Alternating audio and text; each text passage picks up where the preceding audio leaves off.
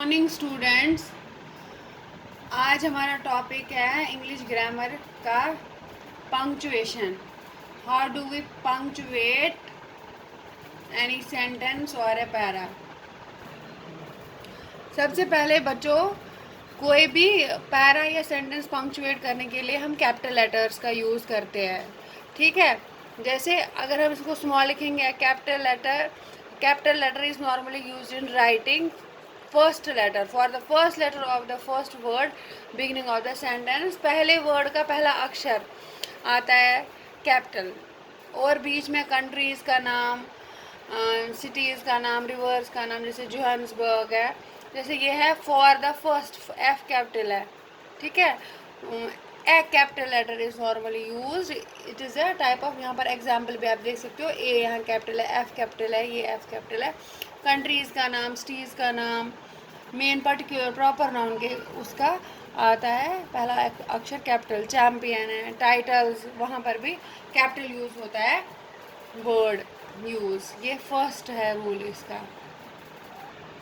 For the use of capital letters the names of days, months, festivals. Tuesday का T capital, जैसे months में फरवरी का F capital, festivals में दिवाली का D capital. फिर और यूज़ कहाँ पर होता है कैपिटल लेटर्स का? For the first letter of the houses, जब एड्रेस हम लिखते हैं तो वहाँ पर फर्स्ट लेटर कैपिटल आता है, king street. For a person initials, जैसे इनिशियल्स हम डालते हैं, एब्रीवेशंस, के जी, एक्स्ट्रा। किसी का नाम है शॉर्ट फॉर्म में, K capital, full stop, G full stop, फिर आगे इसका नाम है B. For the word I, और आई जहाँ हम सेंटेंस में यूज़ करते हैं वो कैपिटल लिखते हैं। ठीक है, फिर सेकंड है इसका फुल स्टॉप। कहाँ पर आता है? पहले कैपिटल लेटर्स फिर फुल स्टॉप, तब जाके सेंटेंस बनता है। Full stop is use at the end of sentence to complete it unless the sentence calls a question. अगर क्वेश्चन वाला सेंटेंस होगा तो इन नोट ऑफ इंटरोगेशन। अगर हैरान कर देने वाला सेंटेंस होगा बच्चों आपके पास तो एक्सक्लेमेशन मार्क होता है। जैसे example, Joyce went to the shop. यहाँ पर जॉयस वेंट, जे कैपिटल है, कैपिटल लेटर का यूज होता है। Went to the shop, at the end we use full stop to make it proper sense, की आपको सबको दिखाने के लिए कि सेंटेंस इतना ही कंप्लीट सेंटेंस हो गया है।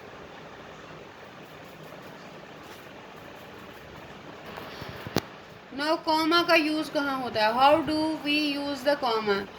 Use a comma to separate the independent clause. जो सेंटेंस में क्लॉज होते हैं उसको, इंडिपेंडेंट क्लॉज को कंपाउंड सेंटेंस से अलग करने के लिए। जैसे आई लाइक इंग्लिश, यहाँ क्लॉज है बट, वहाँ कॉमा है बट इट इज़ डिफ़िकल्ट। तो यहाँ I like English is the independent clause in a compound sentence, but is the clause used here, and comma is used to separate this part of the sentence from the compound sentence.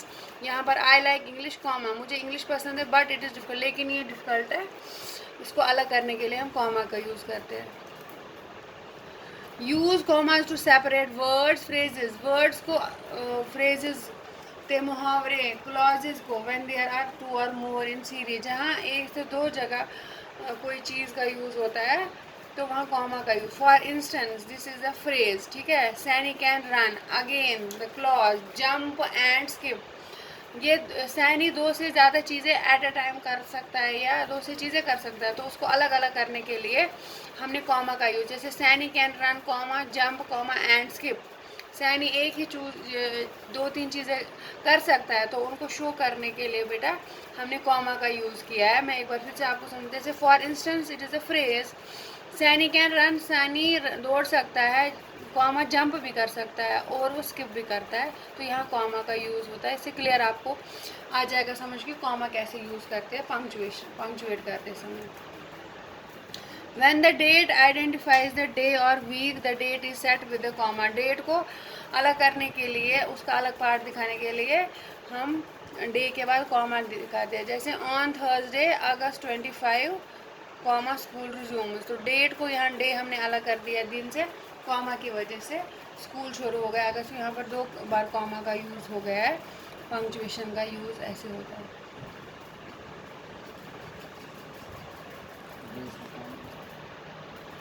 Third use है comma का बच्चों। Comma का use कहाँ पर होता है? Use comma to set of nouns और direct जैसे नाउन्स को अलग अलग करने के लिए नाउन्स को दिखाएं, जैसे gratitude, I want you to know the Matilda like George. यहाँ ग्रेटिट्यूड के बाद कॉमा का यूज़ होता है। And use of comma to set off year when it is with a month के साथ जब ईयर शो करते हैं तो वहाँ भी कॉमा आता है। Julius was born on June 25, 1954, इन गोंटेंग सोविटो। तो यहाँ पर एड्रेस को भी हमने कॉमा से अलग कर दिया है। यहाँ पर कॉमा का यूज़ 3 बार हुआ एक ही सेंटेंस में। कॉमा का कुछ और use, the boy comma who is standing by the door is my son. ये है एग्जाम्पल कॉमा का। इस अगर आपको सेंटेंस दिया जाएगा पंक्चुएटेड विदाउट पंक्चुएशन, वो सीधे लिखिएगा that boy who is standing by the door is my son. तो पहले आप टी कैपिटल कर दोगे, दैट बॉय, फिर comma, who is standing by the door is my son, full stop. This sentence is properly punctuated. Question mark का बच्चों कहाँ use होता है? A question mark is always placed at the end of question. जो भी question वाला sentence होगा, जो कुछ पूछता होगा, उसके एंड में क्वेश्चन का यूज़ होता है। व्हाट आर यू डूइंग, यहाँ पर नोट ऑफ इंट्रोगेशन का यूज़, आप क्या कर रहे हो। तो इसी तरह से स्पष्ट बात है, जहाँ व्हाट होगा क्वेश्चन में, विच, व्हेन, तो उसके एंड में क्वेश्चन मार्क आएगा। But A question mark is not used in I asked वाले क्वेश्चन में, क्योंकि वो उसका रिप्लाई होता है। I asked them what they were doing, it is a just type of indirect sentence. तो यहाँ पर क्वेश्चन मार्क नहीं आएगा, इसका ध्यान देना आप। इनडायरेक्ट वाले स्पीच में नहीं आते। एपोस्ट्रोफीज का यूज़ कहाँ होता है?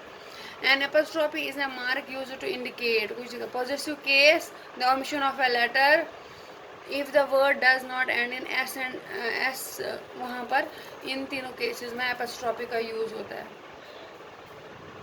For example, the book of the boy, the boy's book. अगर the book of the boy हम शॉर्ट में लिखेंगे एपोस्ट्रोफी यूज़ करके, हम कैसे यूज़ करेंगे? For example, the boy's book, the children's books, singular, the book of Charles book.